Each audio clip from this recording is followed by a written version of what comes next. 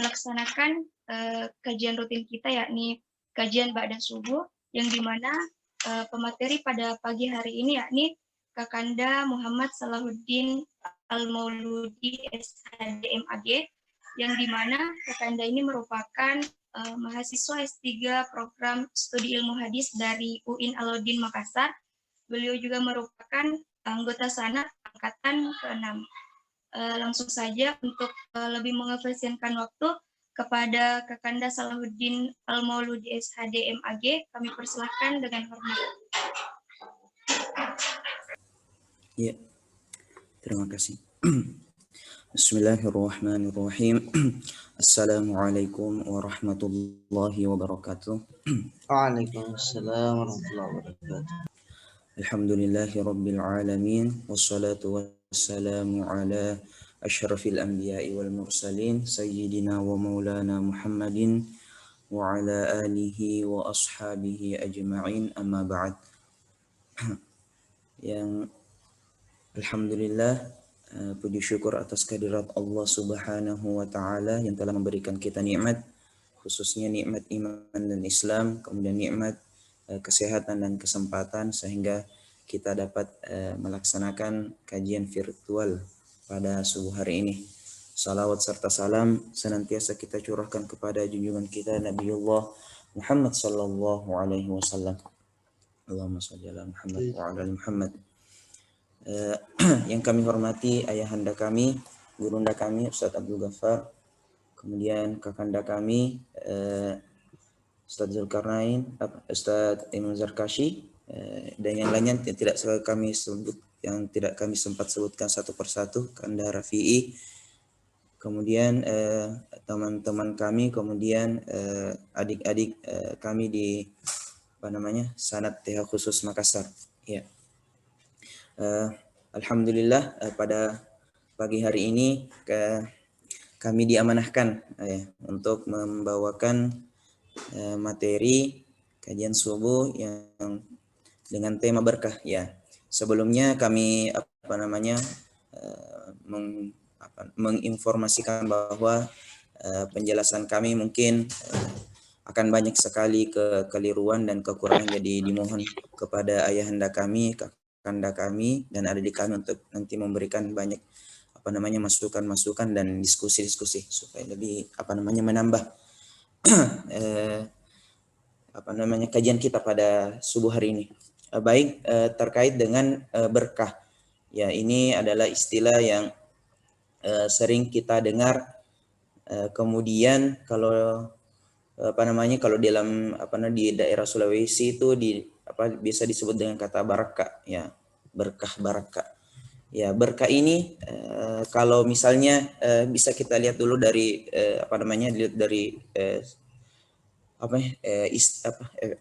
secara istilah, ya, bahasa dan istilah. Kalau misalnya di dalam berbagai kitab itu seperti di Jamu Qaisil Lugha dan sebagainya itu makna berkah antara lain itu seperti an-nama, ya, tumbuh dan berkembang, kemudian subutu syai', tetapnya pada sesuatu, kemudian di kitab Ar-Raghib Al-Asfahani fi Mu'jam Mufradat Al-Quran, Al-Fazil Quran fi Gharibil Quran itu beliau menjelaskan makna berkah itu seperti secara bahasa seperti dada unta yang diletakkan di atas tanah, yang kemudian beristirahat dengan tenang dan nyaman. Makanya dari sini kata birkah, kolam itu diambil. Jadi birkah itu kan menahan air dalam jumlah secukupnya di satu tempat, ya.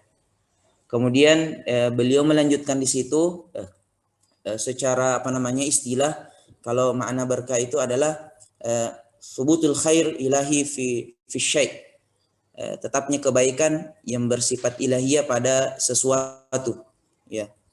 Makanya dalam di kitab itu beliau Raghib Al-Asfahani melanjutkan bahwa berbagai term berkah di dalam Al-Qur'an, ya.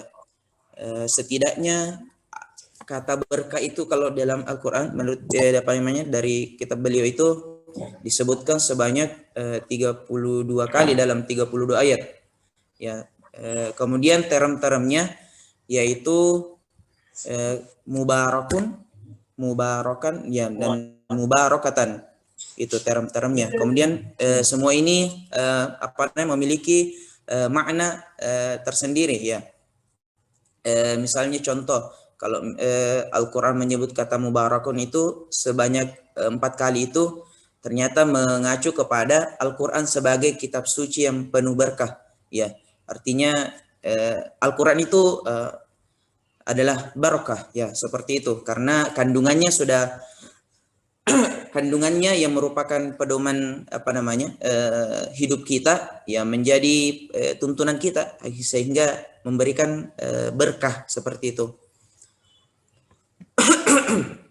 Kemudian berkah di dalam hadis Nabi juga banyak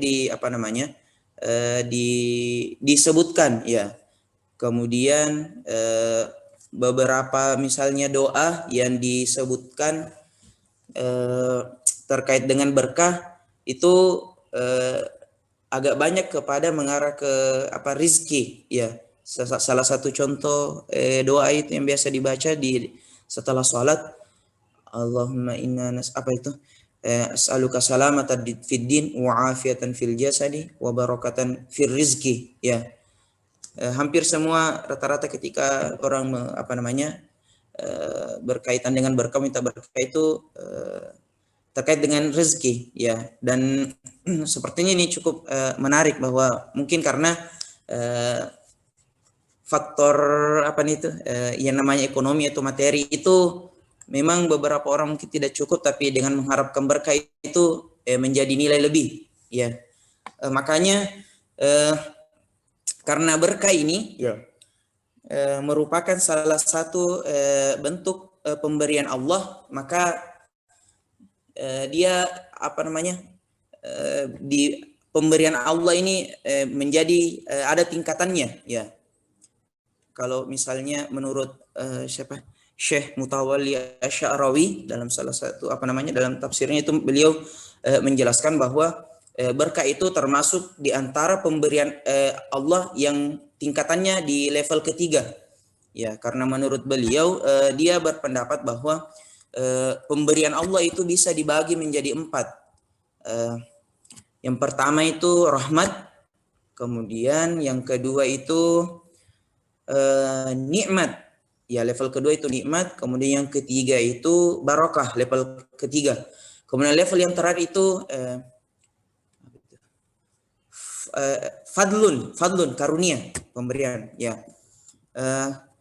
Kalau rahmat itu baik mukmin maupun kafir dua-duanya dapat, ya. Itu sudah tidak tidak dinafikan lagi. Di dunia ini pasti semua orang mukmin, orang kafir dapat rahmat, ya.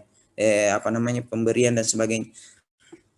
Kalau nikmat, kalau menurut beliau itu hanya orang mukmin yang dapat. Kalau kafir tidak dapat. Tapi kalau dilihat, kalau orang kafir biasa kalau makan kalau minum es batu, kalau makan pizza kan nikmat juga dilihat. Nah, kalau menurut beliau itu bukan nikmat, ya. Kenapa? Karena ternyata untuk menikmati pemberian itu membutuhkan alat untuk menikmati, ya. Dan alat itu ada 2, ya, dalam diri kita menurut beliau. Yang pertama itu iman, ya, media, ya, alat untuk menikmati rezeki itu. Yang pertama iman, kemudian yang kedua itu hawa nafsu. Kalau orang mukmin dia menikmati itu dengan iman, ya. Jadi apapun, mau sedikit, ya, rezekinya, atau mau banyak, dengan iman, ya, nikmat itu, ya, sedikit atau banyak. Bahkan sakit pun menjadi nikmat, ya, kalau orang mukmin, karena dia menggunakan imannya, ya. Berbeda dengan orang kafir, dia menggunakan hawa nafsunya. Kalau misalnya banyak, dia mungkin senang, tetapi ketika sedikit, dia langsung marah dan sebagainya. Ya, karena dia menggunakan hawa nafsunya. Ya, jadi bagi kita orang mukmin itu kita nikmat itu dengan iman, bukan dengan hawa nafsu saja, tapi dengan iman. Kemudian tingkatan yang ketiga itu tadi berkah, di atasnya lagi nikmat. Berkah itu yang seperti banyak disebutkan dalam kitab penjelasan para ulama, yaitu apa maknanya? Salah satu maknanya itu ziyadatul khair, bertambah kebaikan, artinya melampaui yang standar, ya, melampaui yang normal. Contoh misalnya air putih. Ini kan air putih dia menjadi nikmat, ya, fungsinya jadi nikmat karena dia bisa menghilangkan, kalau diminum menghilangkan haus, kalau dipakai mandi menyegarkan badan, nikmat. Tapi ternyata air putih pun menaik levelnya, bisa menjadi berkah ketika dia menjadi bisa dipakai untuk media menyembuhkan penyakit, Ya, banyak itu kita lihat guru-guru kita, para ulama kita doa-doa akan air itu, sehingga menjadi media penyembuhan. Nah, itu kan melampaui fungsi daripada nikmatnya ini air ini, menjadi penyembuh, ya. Dan yang disembuhkan itu pun bukan penyakit hati saja, tapi penyakit fisik, ya. Kalau misalnya dalam salah satu kajian dijelaskan itu di dalam tafsir tentang bagaimana Nabi Ayub alaihissalam yang ketika kena itu penyakit lepra itu yang ke-7 tubuhnya, ternyata salah satu media penyembuhannya itu dengan air, ya. Air yang didoakan kemudian menjadi berkah karena mampu menyembuhkan penyakit beliau, yaitu dengan diminum atau dimandikan. Itu level ketiga. Tapi ada satu lagi level pemberian Allah yang lebih dahsyat lagi, yaitu fadlun, karunia, ya. Ini kalau fadlun ini pemberian istimewa terhadap orang istimewa, seperti itu, ya.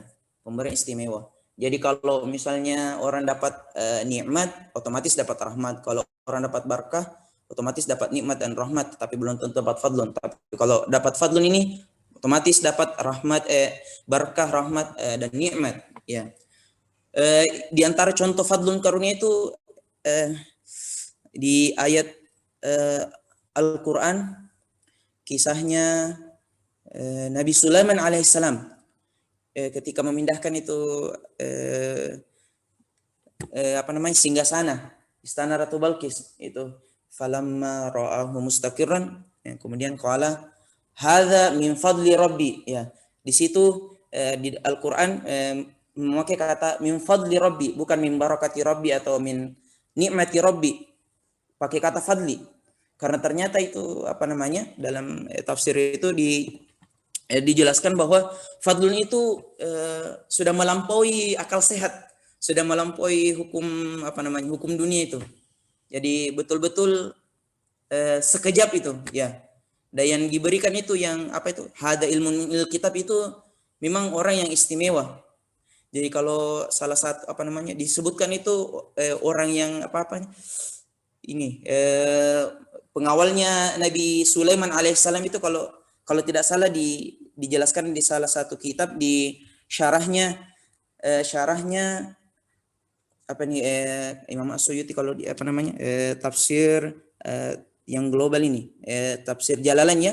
Itu kan tafsir Jalalain ada lagi syarahnya.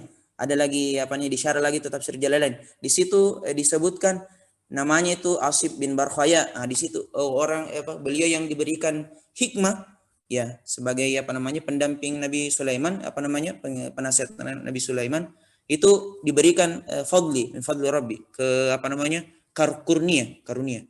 Jadi kita bisa melihat bahwa ternyata pemberian Allah itu luar biasa, dan ada tingkatan-tingkatnya, levelnya.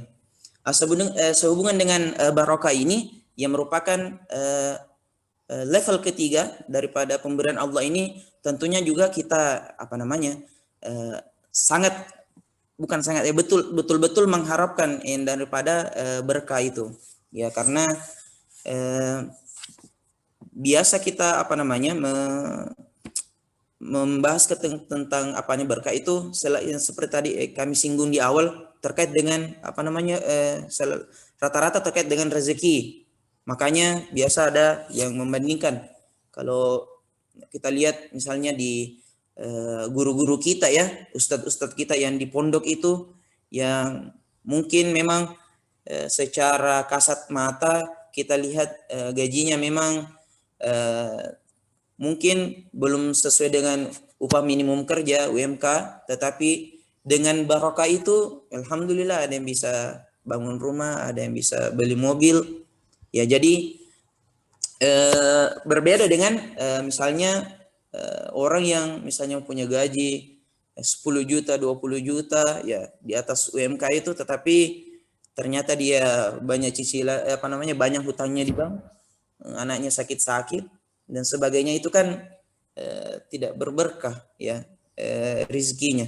Jadi oleh karena itu tentu saja kami ulangi lagi bahwa kita semua mengharapkan berkah ya, dan berkah yang paling mulia itu tentu saja berkah Al-Quran, kemudian berkah mengikuti sunnah Rasulullah Sallallahu Alaihi Wasallam.